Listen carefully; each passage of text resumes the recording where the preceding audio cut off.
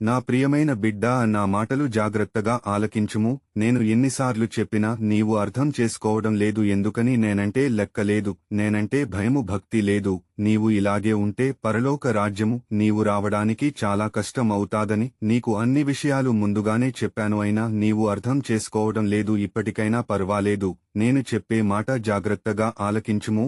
నీవు ఆదివారంగాని వాస దినాల్లోగాని సార్లు కూటాలకుగాని నీవు వచ్చినప్పుడు మరియు నా మందిరానికి వచ్చినప్పుడు నీ ప్రవర్తన ఎలా ఉందో ఎప్పుడైనా ఆలోచించావా?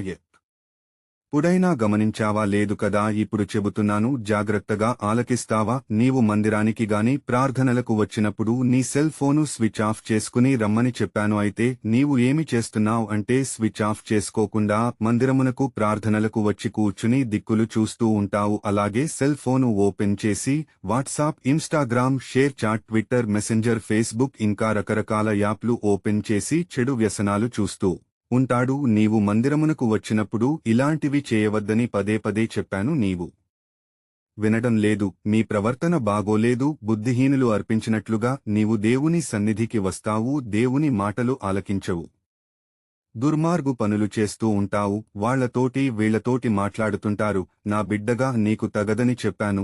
నీవు మారతావని, నీకు హృదయ పరివర్తన కలిగి జీవిస్తావని చూస్తున్నాను. అయినా నీలో మార్పు రాలేదు. ఇలా ఉంటే నీవు పరలోక రాజ్యమునకు రావు, నరకానికి వెడతావు. కాబట్టి ఇకనైనా మార్పు చెంది హృదయ పరివర్తన కలిగి బాగుపడతావని నేను మరొకసారి హెచ్చరిస్తున్నాను, గద్దిస్తున్నాను. బైబిల్ వాక్యములు చదువు. ప్రసంగి గ్రంథము 5వ అధ్యాయము.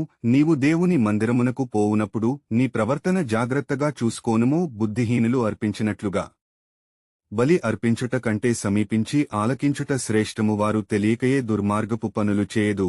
నీవు నా మాటలు విన్న తర్వాత ఈ రోజు నుండి అయినా నీ మనసు మార్చుకుని హృదయ పరివర్తన చెంది దుర్మార్గు పనులు మానివేసి నీవు నాలో ఉంటే నేను నిన్ను ఆశీర్వదిస్తాను, దీవిస్తాను, నిన్ను పరలోకమున చేరుస్తాను.